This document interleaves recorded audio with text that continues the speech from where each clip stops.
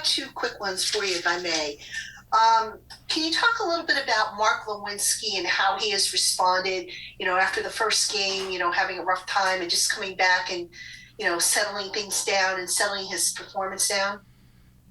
Yeah, I think he's had 2 good weeks of practice. I thought he played well yesterday. He's done a good job of bouncing back and making the most of his opportunities, and look forward to him continue to do that. And then regarding Jalen Hyatt, I was talking with him yesterday, and he said to me that he still wants to become more of a complete receiver. What have you seen from him, and what does he still need to do other than obviously get better in all aspects of the game to become a complete receiver? Sure. Yeah, he's young. I've talked about this before. He's improving, but we still, with these young players, we still got a ways to go. And detail, assignment, execution, everything that every position gets evaluated on, those are things we'll continue to work on with him. It was good, again, to see him make a few plays, but certainly have, ways to improve. Thank you. Yep. Brian Dunleavy. Hey, Brian. Hey, Ron. I know things change fast in the NFL. It was only a couple weeks ago we were asking you about your defense missing tackles, and now we're asking about a dominant defense. Why do you think that is, that they played so well here the last couple? Is that just a case of like a bunch of new guys and like needing time to gel together? Is something you see different from your defense? Why has the defense, it looked like, joined the ranks of the better ones in the NFL these last couple weeks? I think they're improving. They're improving their chemistry. They've done a good job with their fundamentals. I think Wink's done a good job with them. We've tried to eliminate as many big plays as we can. I know they hit a couple in McLaurin yesterday, but they're playing well. I thought our front did a good job. That's where it starts. Dexter, I'd say, had a very, very good game, along with Leo. Even the guys like Ashawn and Nacho that moved in, they did a good job. So that's where it starts. But again, chemistry, playing together. I think all those things are in play with that. But again, one week has nothing to do with the next. We're going to have to go out there and do a good job of getting ready to play this week. And then when it comes to punt returner, I feel like, Brian, I've heard you say, generally speaking, about your team, like you play the best guys. Has Eric Gray been the best guy as a punt returner for you guys for their first 6 weeks, 7 weeks?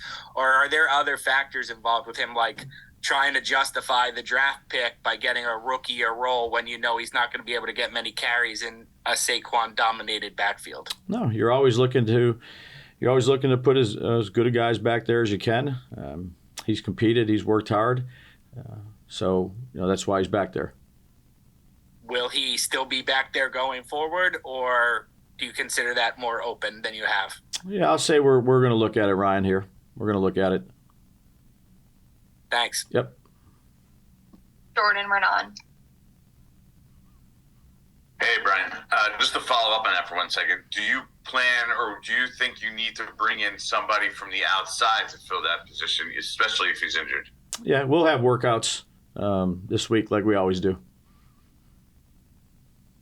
And where are you at the quarterback position as you begin this week? Relative to Daniel's health? I don't have any update yet on DJ's health.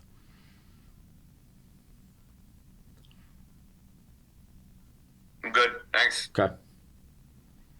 Paul Schwartz. Hey, Brian. Paul? Hey, a couple of things. Can you just give an overview of what this offense is like with Saquon versus without Saquon? I mean, obviously the running game has not been gangbusters, but he certainly made a difference in these last 2 games. And just what you feel you and Mike can do with Saquon out there as opposed to not having him out there?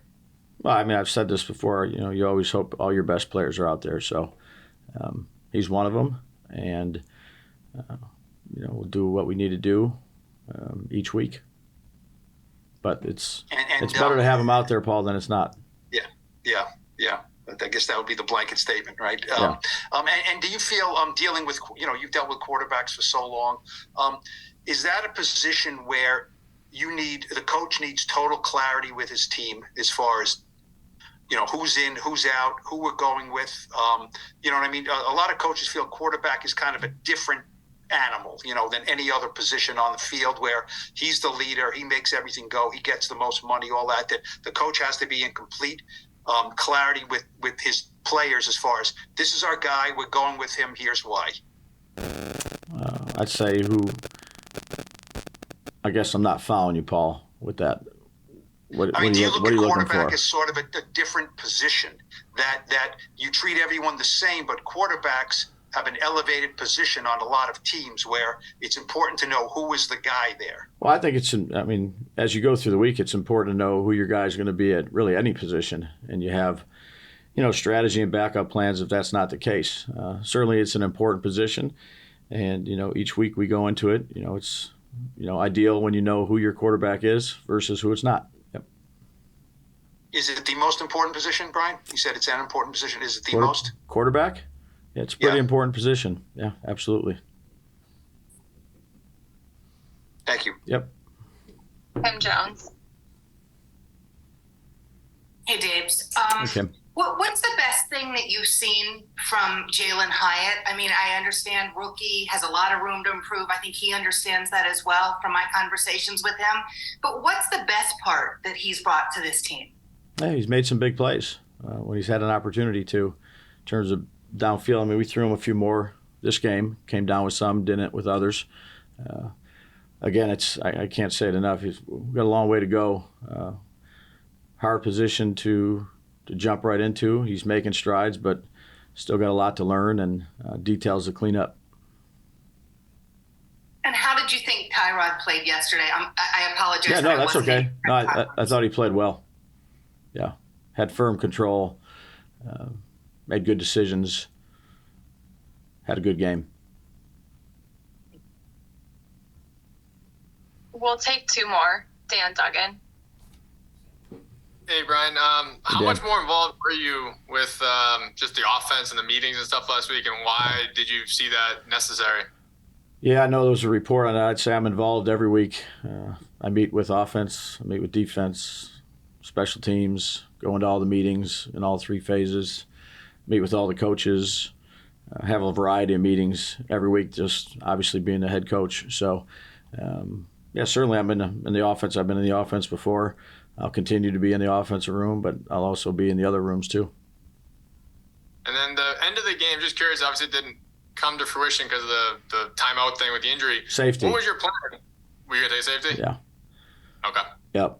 It was 49 seconds to go ball with. We had 7 seconds. It was 56 seconds. So taking a couple slow knees, and it would be similar to the Green Bay game that we had over there in London. So that was the strategy going into it. And then there was the injury. They had no timeouts. They reset it to 40. It was 33 seconds, so we could just run out the clock. Gotcha. Yep. Thanks. You got it. Last one, Bob Brookover. Hey, Brian. Bob. I'm not asking so much about where Andrew's going to be this week, but where was he at the end of last week in terms of his progress in getting back? He was better than the week before. But does that lead you encouraged that this might be at least a limited participation on the field? I'd say early in the week, Wednesday, I'll probably have a better answer for you. All right. You've been on both sides of this Jets-Giants rivalry. I know you're micro-focused on things, but is there something special about playing team in your own city? Could you feel it on the Jets side, and do you feel it this week at all? Yeah, my focus, Bob, is to just get ready to get started on these guys, and got a tremendous amount of respect for Coach Saleh, understand the history behind it, and this is again, a good team that's playing well, that just beat Philadelphia. They're on their bye week, so that's really where my focus is getting onto the tape and kind of turning the page here from the last week. Have you looked at any tape yet? Right after this. Okay. Based on even without looking at it, how good is that defense you're about to face? Well, I mean, I got to go watch the tape. I know we played them in the preseason. I got a tremendous amount of respect, like I said, for Coach Sala. He's a heck of a football coach, and they're a dynamic defense. Obviously, I don't think they've given up, but I think they've given up one touchdown. It's early in my preparation right now. One touchdown in the second half. So they take the ball away. They play fast. They're a good defense.